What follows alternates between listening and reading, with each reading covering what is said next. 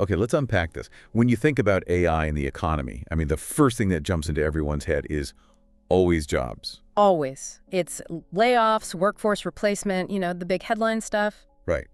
But the analysis we're digging into today just flips that script completely. We're not looking at how AI changes how you earn money. No, we're looking at how it changes how you spend it. Exactly. And this is a deep dive into the really subtle systemic shifts happening inside your personal budget right now. So we're saying, forget the huge macroeconomic forecasts for a minute. For a minute, yeah. This is about automation that is quietly, and I mean quietly, reshaping how U.S. households spend. It's this immediate, very personal pressure on your wallet that I think most people just haven't even registered yet. So our mission today really is to pull back the curtain on this unseen force. The sources are arguing that the real economic revolution isn't a layoff notice. It's quieter. It's much more intimate. It's a silent revolution happening in your bank statement. In the transaction log, every single digital action you take, where you browse, when you click, even what your mouse hovers over, it's all being shaped. It's being optimized by these predictive systems that are, well, they're designed for one thing. To make you spend. To make you spend. And that gets us to the core provocative hook here. Which is? AI is already influencing where every single one of your dollars goes, even if your job is totally safe. The whole mechanism of control has shifted from, production to consumption. It operates on your financial decisions themselves. Right. And it all starts the second you just decide you want to buy something. Right. Okay, so let's start with what the material basically calls the invisible hand of AI on your wallet. Right. We used to think of price as this static thing, a tag on a shelf. Fixed number. A fixed number.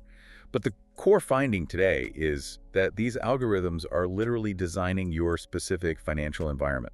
They're making decisions about what you pay when you pay. And even if you see a product in the first place, and the most direct way this works is through personalized pricing. Some people call it real-time price adjustment. This isn't just like a normal coupon code, though. Oh, no, not at all. This is dynamic.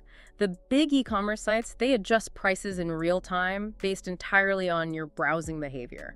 Okay, so walk me through a scenario. What does this actually look like for an average person just browsing online? Okay, so imagine you're looking for, say, a piece of luggage for a trip. You look once, you leave the site, you come back an hour later on that same device. Okay. The algorithm sees two things. First, you left, so maybe you're hesitant. But second, you came back, which signals really high intent. So it knows I'm serious. It knows you're serious. And it detects that you're probably at your peak likelihood to buy, and it adjusts to the cost right then. It might offer you a slight discount just for you to close the sale. You the opposite, right? It could jack the price up. Exactly. Or it could slightly increase the price if it thinks you absolutely need that item fast, like a last-minute plane ticket. So if I were to check that same piece of luggage on a totally fresh incognito browser, you'd probably see a different price, a higher base price maybe, than the personalized deal it offered your main account. That is wild. And this leads to what the sources call the central twist. You, the consumer, you feel like you made this great choice-based decision. You think, I got him, I found the deal, I waited just long enough. Right. But the selection, the price, the timing of that offer, it was all curated long before you click buy. It's the illusion of choice, but it's managed by automation. And this whole thing, it relies on the complete death of generic marketing. Ads used to be for broad demographics, moms in this state, tech workers in that city. Gone. That's ancient history. Now it is all calculated advertising. What does that mean exactly? Well, the material has this perfect formula for it. It's not just showing you an ad for a product you might like. It's a calculated prediction designed for this product at this time, at this perceived emotional moment. Perceived emotional moment. Equals maximum purchase probability. That phrase is powerful. Maximum purchase probability. The system isn't aiming for, brand awareness. Not at all. It's aiming for a guaranteed transaction. Right then. That's the only goal. It's the ultimate optimization. And think about what that requires. The system has to model your likely mood, your disposable income at that very second, the context you're in. Are you at home, on the couch, on a lunch break at work? It's predicting the exact moment you're psychologically weakest and most likely to just say yes to a purchase. And that is why digital ad spending is just going through the roof. It's that unseen force that makes every single click a potential monetary trigger. Okay, but once you introduce that level of personalization, Yeah. it can't just stay with one customer. It has to start influencing the whole market. It has to, yeah. So let's zoom out a bit. Because AI isn't just a personal shopper anymore. It's acting like a full-blown algorithmic economist. It's setting the conditions for what things cost and where they're available, across the entire system. And the first major shift we see at that system level is dynamic pricing. It's everywhere now, not just in e-commerce, but travel, retail. So dynamic pricing just means the value of something changes second by second. Based on instantaneous demand and, crucially, consumer profiles. We see it most clearly with things where there's high demand and low inventory. Airline tickets. That's the classic example. But classic. You and I could be looking at the same flight, same day, same destination, but if the algorithm sees my browsing history, maybe I just search for 5-star hotels, it might decide I have a higher travel urgency. Or just more money to spend. Right, and so I'll see a higher price than you will. And that's not a theory, that's the core mechanism. The price you are shown is determined by probability modeling. It's all designed to maximize revenue from your specific profile. It just completely shatters the old idea of a fixed market price. Okay, then there's what the material calls the supply chain optimization paradox, which on the surface sounds like a huge win for consumers. It sounds great, right? AI manages logistics, delivery times shrink, things are always in stock, shipping gets cheaper. So why aren't prices broadly going down for us? It's a paradox because those efficiency gains, they primarily benefit the seller, not you. Oh. Well, think about it. When supply becomes perfectly predictable, when a company knows exactly when inventory will arrive and how fast it will sell, pricing stops being reactive. What do you mean by reactive? Like, oh, we need to move this inventory, let's have a sale. It shifts to being strategic. What can we charge this specific person at this specific time to get the most profit? So they use that predictability to justify basically being strategically unpredictable with the price. Exactly. They charge more when it benefits their goals, not necessarily when their own costs are higher. They've cut their own risk and complexity, but they've used that to optimize the price ceiling, not to lower the floor. And this is where, for me, it gets really interesting. Let's talk subscriptions. Streaming, digital tools, gym memberships. We think they just want us to use the service, but the automation is so much deeper. This is truly sophisticated stuff. The goal of a retention algorithm isn't just retention. It's to extract maximum lifetime value without having to raise the advertised price. And the sources say the AI knows when a user is least likely to cancel. How on earth does it know that? It tracks inertia. It's all about inertia. Did you just finish the big season of a show? Did you forget to log in for 2 weeks straight? The AI aligns everything. Billing cycles, content drops, those "we miss you" emails to hit you when your inertia is highest. When the mental energy of canceling just seems like too much work. Or when the feeling of losing out on new content outweighs the monthly fee. It's all about timing the charge for when you're either mentally checked out or fully hooked. Never when you're likely to be reviewing your budget. So it's mastery of our own psychology. It really is. And the implication is huge.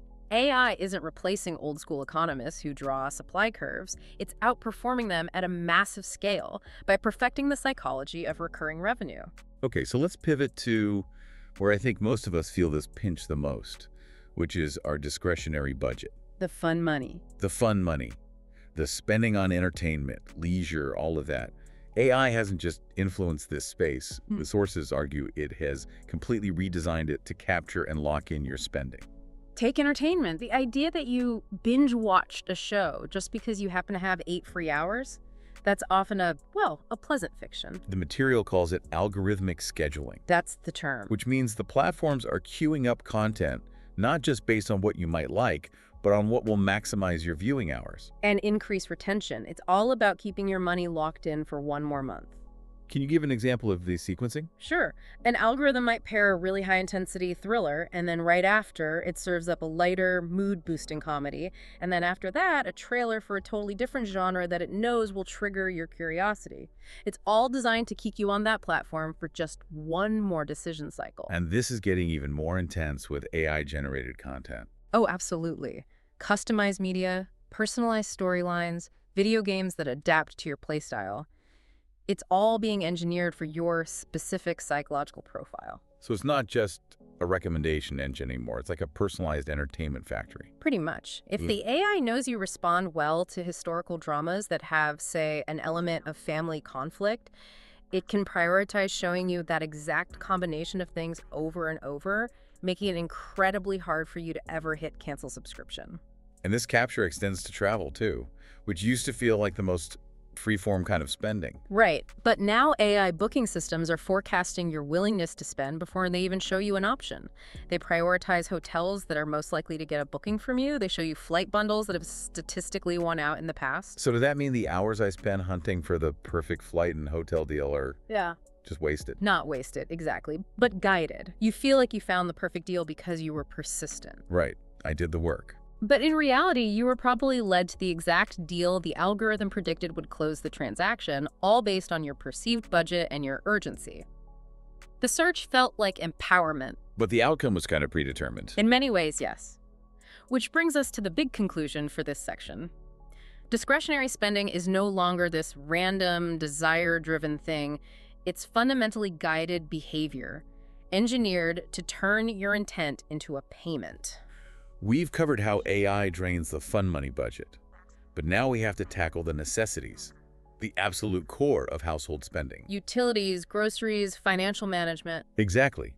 And this is where AI introduces this really unexpected and frankly a costly paradox, the automation of the essentials. Let's start with smart home systems. The promise is incredible, right? Automated thermostats, energy-efficient scheduling, predictive consumption. In theory, your utility bill should go down. That's the whole sales pitch. That's the obvious saving, yes. But we have to talk about the hidden cost. Which is more than just the price of the device. Much more.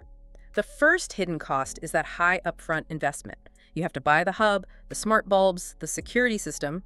But the deeper recurring cost is data dependency and vendor lock-in. What do you mean by that? These systems often require premium subscriptions to get all the features, and they generate these massive streams of data about your life that are then monetized by the vendors. So you pay once in dollars for the hardware. And then you keep paying in data predictability for the service. Precisely. The convenience is totally conditional on you continuing to pay and share your data. Right. And grocery automation is an even clearer example of this. Ordering groceries on an app is, well, it's almost frictionlessly convenient. You save 45 minutes of driving and wandering the aisles. But where do those saved minutes go? What's the trade-off? They're immediately offset, first by delivery fees, subscription memberships for good time slots. But more critically, the online interface is designed to maximize impulse buys. You see a beautiful high-res photo of some artisanal cheese you would have walked right past in the store, and it's just one click to add it to your cart. Whereas in a physical store, you have a list. You have a finite amount of time. Right. Online, the shopping session is basically infinite. The algorithm is constantly suggesting things you forgot or things you didn't even know you wanted. The total spending per trip goes up, even if the price of milk is the same. You're exchanging minutes spent in a car for extra dollars spent on an engineered impulse. That's the trade. And this brings us to what might be the biggest paradox of this whole system: AI budgeting apps. Yes. These tools promise to help you save, to help you manage your money. But they do both. They help you save and they guide you into recommended purchases. What's fascinating here is the psychology of it. These tools track your spending habits perfectly, so they'll alert you that you're overspending in one category, like restaurants. Okay, that's helpful. But then they'll identify what they call safe spending windows in another category, often linked to partner retailers or deals the app has found for you. So the app tells me I'm spending too much on coffee, but then it says, hey, good news, you have $50 left in your clothing budget, and look, here's a great pair of sneakers on sale. Precisely that. They create a feeling of financial empowerment. You feel like you're in control, you're monitoring your budget. But you're being monetized. You are being quietly monetized through those predictive triggers. You're being guided toward purchases you might not have made just because the tool gave you permission. And that is the hidden cost of algorithmic convenience. You're paying for the service with guaranteed predictable purchasing. Okay, this all sounds pretty daunting. So how do we as consumers navigate an economy that is this precisely engineered? Well, the sources actually provide some really essential, actionable advice for regaining a sense of agency. It's not about avoidance, right? Yeah. You can't just opt out. You can't. So the goal is disruption. AI systems rely entirely on predictability and momentum. Yeah. You just have to break that cycle. And the material laid out 5 key strategies. Okay, what's the first one? It's simple, but it's critical. Audit your subscriptions quarterly. Don't wait for that renewal email. You have to go into your accounts and manually review everything to disrupt that auto-renew momentum that AI is counting on. Number 2. Use static price retailers when you can, especially for bulk items or essentials. Oh. It avoids that algorithmic inflation and just keeps things transparent. Third, and I think this is a big one, disable product recommendation feeds. If you're on Amazon or a streaming site, the second you finish what you came there to do, get out. Don't let the feed guide your next move. Right, don't scroll. Don't scroll.